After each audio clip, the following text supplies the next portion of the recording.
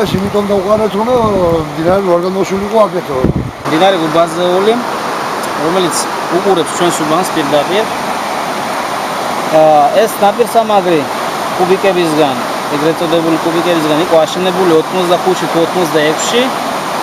და რადგან შეკრული არ იყო და კარგად აშენებული არ იყო, 2005 წელს ადიდდა გუბაზეული ისე რომ არ ადიდებულა არასოდეს და აი ესე დაშალა და მიყარ მოყარა ეს აშენებული ნაპირსამაგრი ეგრეთ წოდებული და მის მერე ვარ საფრთხის ქვეშ.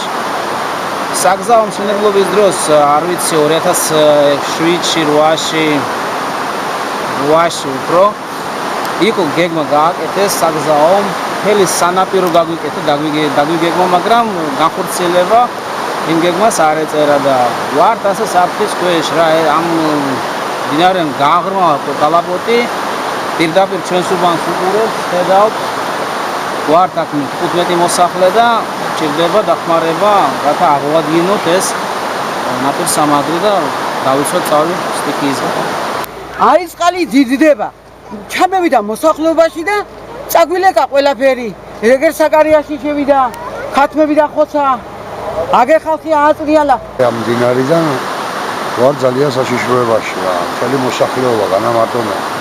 რომ ადიდებულა და ისეთი მოსახლეებში შემოსულა და ძალიან პირველი სართულები გაუტყორია და რა ვიცი.